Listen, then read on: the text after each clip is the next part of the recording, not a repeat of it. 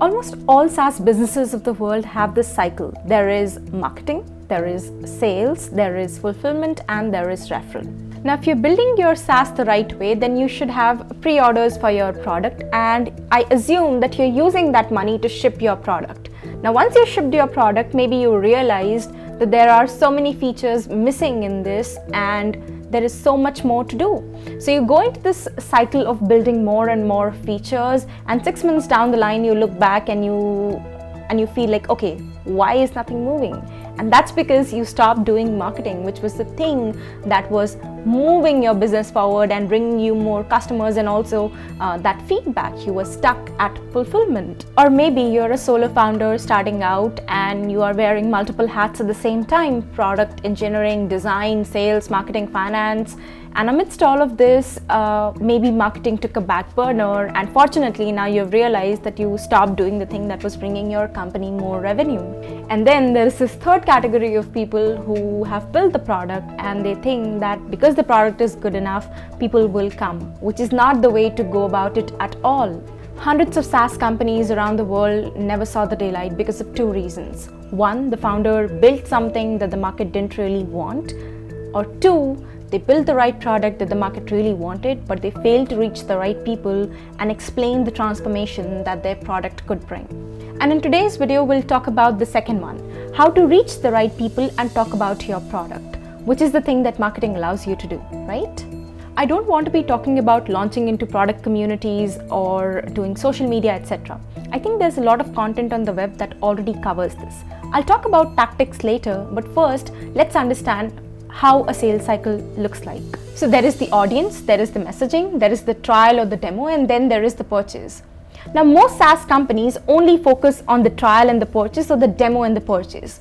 But from our experience of helping SaaS companies for the last 3 years, we have seen that audience and messaging is equally important, and in some cases, who you're reaching out to and what you're saying is maybe even more important. So let's talk about audience first. Now, you have to ensure that people you're reaching out to have the pain point that your product solves. And most importantly, you have to ensure that they have the means to buy.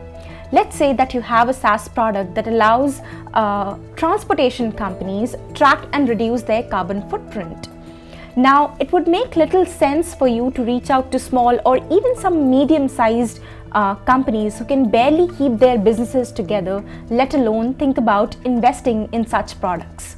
What you should be looking for is large companies who have projects on carbon footprint reduction or similar projects listed in their CSR initiatives. Now, if you have a project management solution for real estate agents, then rather than going on LinkedIn and targeting every real estate agent out there, you might be better served by going on Zillow and filtering the top real estate agents in a specific area.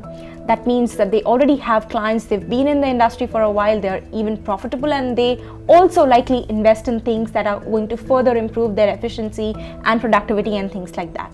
Now, I don't know how a project management solution for real estate agents should look like, but I think you get the idea. Now, let's take the same example and try to understand how your messaging will change based on who you're reaching out to. So let's take the previous project management solution example, and let's say that your project management solution is more mainstream and your proposition is that you help small business owners save time with your product. Now, you might say that this is an urgent and important enough problem. Small business owners are always wearing multiple hats at the same time, and more time on their hands would do them good. But you have to remember that small business owners don't have a lot of money at their disposal. Plus, they are always looking for opportunities, even the small ones, as to how they can maximize profits and minimize costs.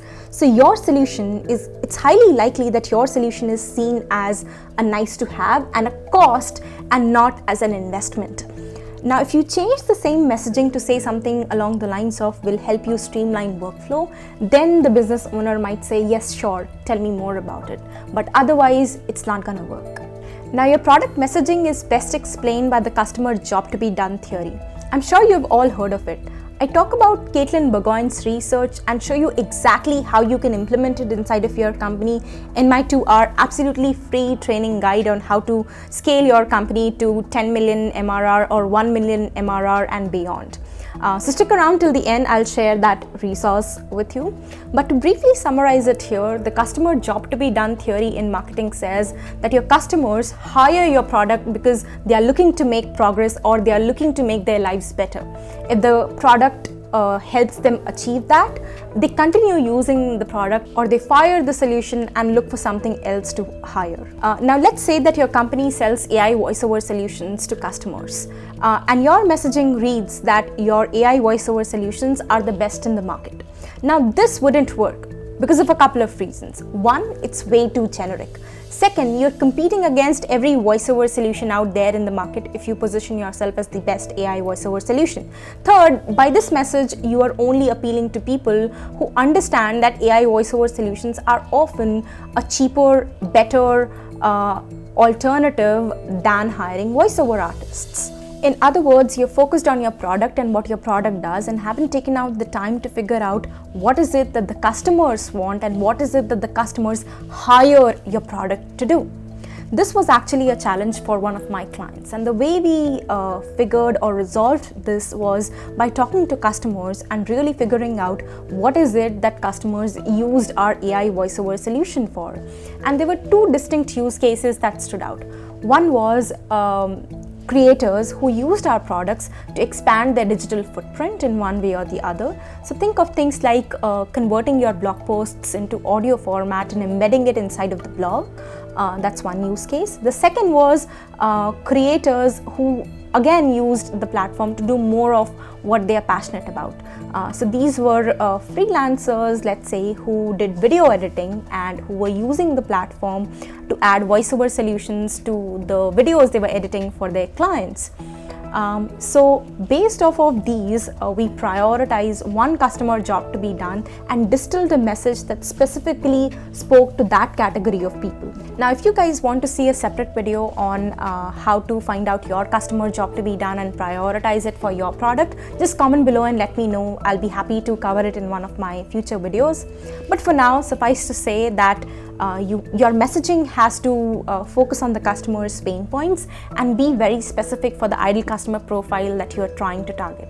So your messaging can't be the best solution because that's not really positioning. Your messaging can't be the cheapest solution because that's a race to the bottom. And your messaging cannot be an alternative to some other solution because your customers are looking for a transformation, they are not looking for a betterment.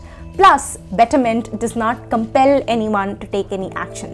Transformation does. Now, once you know that you're reaching out to the right customers and using the right messaging, let's come to the part that you've all been waiting for, which is tactics. So how can you reach your target customers and get more leads? I'm assuming that you've already launched on places like Product Hunt, Indie Hackers, AppSumo, etc. If not, that's the first step. I'll try to make a separate video as to how you can launch and make your product successful on each of these different platforms. But let's move to the first tactic for now. So the first is partnerships. Now, when people talk about partnerships, they tell you very vaguely about how you can think of partnerships as go and partner with companies that sell to the same customers as you or that sell to the same ideal customer profile as that of your products. But let me give you a framework to think about this. So you have to look at partnership as places or communities that your ideal customers fund, frequent, and follow. Let's understand this through an example here. Let's say that you have a product that allows marketers do better app marketing. It allows them to track how their current app marketing campaigns are performing, and from there allows them to optimize these campaigns. Now, to give you a framework to think around this, I've divided the places that your customers fund, frequents, and follows into further subcategories. Under the section of fund, you want to look for other services or other software companies that you can partner with. So for a product that we just described, other services that you can partner with might include other app marketing agencies. Under the software section, it could be other no-code apps. I say no-code apps in particular because if they could code and write all of this by themselves, then they would probably not need your solution. We are looking for the best fit for your solution or your product. So think of no-code apps like Appify or Buildfire.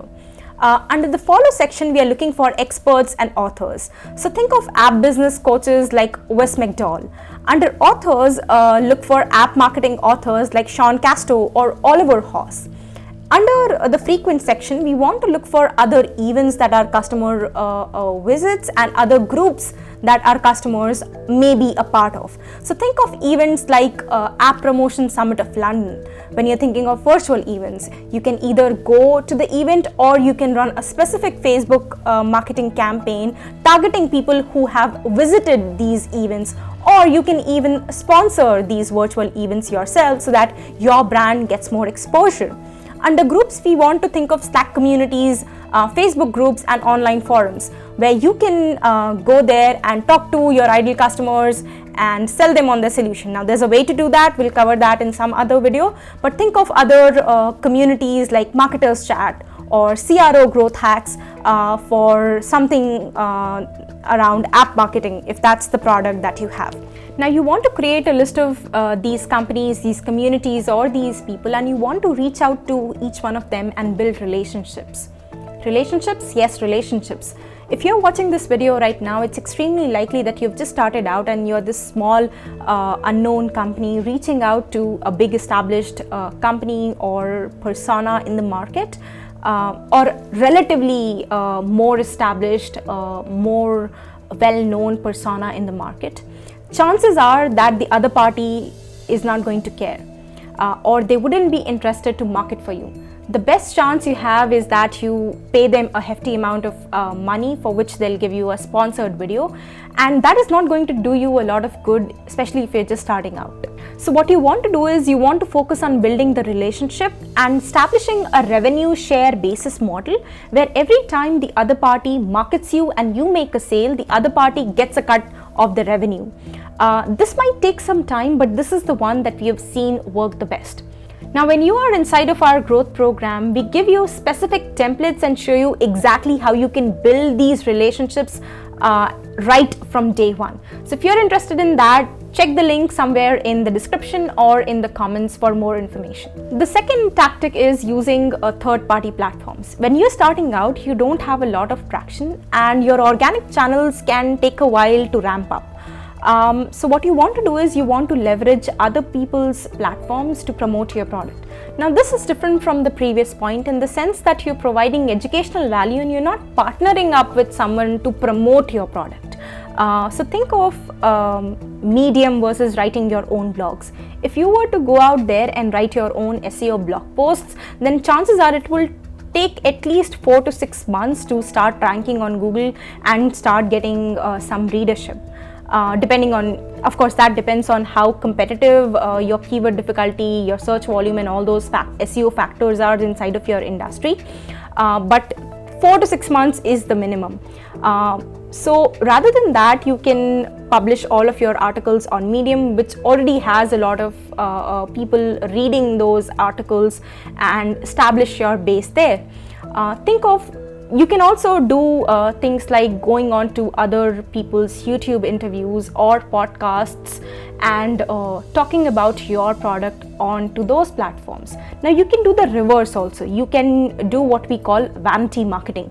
You can invite other famous personalities inside of your space to your platform and ask them to share value. So that gives you a chance to capture their audience inside of your product ecosystem or inside of your awareness stage, which is the top of the funnel inside of the marketing cycle. For one of our customers who was in the regulatory space, we did something very similar. So ours was a product that did labeling and packaging for people in the regulatory space. And one of our customers was in the CBD/hemp/marijuana space. And if you don't know, cannabis has just been legalized in the US.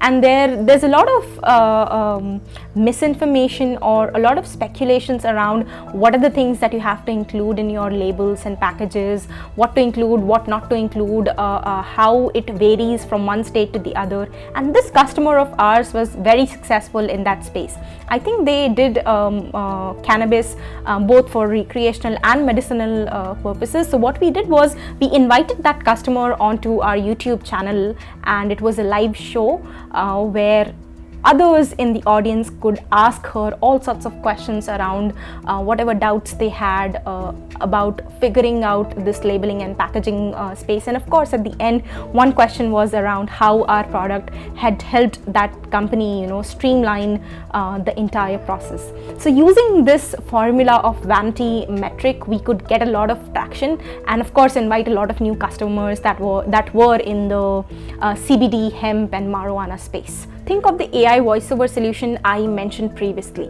Let's say we narrowed our messaging to speak to the first use case in particular around creators trying to expand their digital footprint. Think about how powerful a blog post in some of the top creator blogging platforms around the topic of how something as simple as converting your blog posts into audio format and embedding it inside of your blog post can increase your digital footprint by 256% or something along the lines, where you're writing the entire research out and at the end plugging your AI voiceover solution would do for the platform, right? I am assuming that it would drive some crazy signups. Use third-party platforms. That's tactic number 2. Tactic number 3 is growth engineering. When you're starting out and you're in the early stages, you need growth engineering more than growth hacking. Thinking about channels when you're just starting out is a little too early. I talk to a lot of founders every day, and there is this one founder I remember very distinctly. He was writing blogs for his platforms even before he had launched the product to market. He did not have any pre-orders of the product. He just had prospective customers or people who had signed up and who may or may not become customers in the futures. And he had been writing blogs for about 2 or 3 months at that point. And when I had a look at his blogs, I could really tell that he had written the blogs just for the sake of writing it. Maybe somebody had told him that SEO is the thing that's going to work for you. You should write blogs and that's going to bring in traction and things like that. But surprisingly, when we researched, we also realized that, hey, this is a problem unaware market. The search volume is really low for this to make sense, and also it's very competitive. We really needed people to think in a different way. So SEO was not the thing that would work for him. Putting in thousands of dollars for backlinking and trying to push your blogs at the first page of Google wouldn't make sense. Even if we were to rank on page 1 first position, then also the ROI just didn't make sense. So that's why I recommend you experimenting with different platforms before you pick one and decide to go all in on it. Contrast this with another B2B client that I had who was also in the communication space, and what they did was they rolled out a very similar product to their original product, which was entirely paid. There was no freemium demo or anything. They did not have the money, they told me, to support sales or anything like that. So what we did was we used Clearbit to filter down a list of marketing heads and directors who we wanted to reach out to, who were our target audience. And we hired virtual assistants from a company in Philippines to write very personalized message to all of these marketing heads around, hey, this is this product, it will help you do so and so, and this is the feature that you can use. Just click on the link and you can get started. Simple and easy. Like there was no selling that we were doing. After 15 days, the marketing director or marketing head had started using the products, and on the back end we could see that the person is using the different features and probably also maybe really liking everything that's there. We used to pick up the phone. Someone from the founding team used to pick up the phone and just call the director and ask, director or the marketing head, and ask, hey, how are things going? Did you like the product? We also have a paid product that we have launched. Would you be interested? And if they said yes, then we would move them to the demo of the paid product. Otherwise, we would just let them be. And that converted, 16% of the people we sent emails to converted, which is insane for a B2B. That was one experiment that went very well. So try out these different experiments. Growth engineering is basically when you try to do something with the product or inside of the product that helps you unlock what we call growth loops. So think of things like hooking into marketplaces like Chrome extensions, using the Salesforce App Exchange, or doing API integrations with other apps that your customer uses, or launching a smaller version of your product inside of the Shopify store, wherever it's relevant.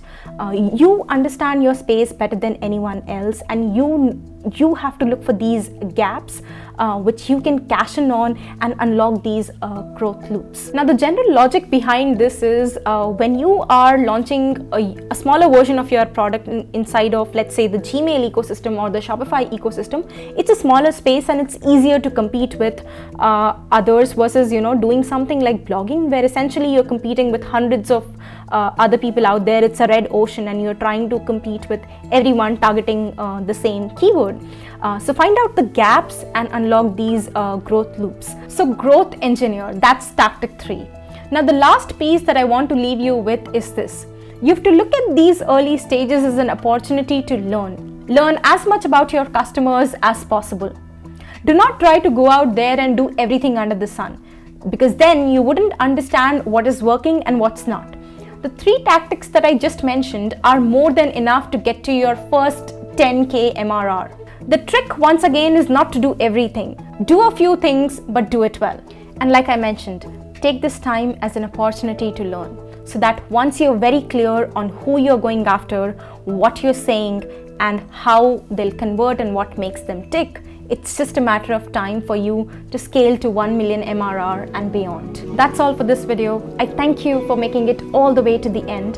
And as promised, I have an exclusive training for you linked in the comments below that walks you through the in-depth process of how to make a great offer, how to make any traffic source work for you, and the systems and processes that you need to set up to scale to your first 10 or 1 million MRR in 12 months or less. Thank you for watching. This is Mrig, and I'll see you in the next one.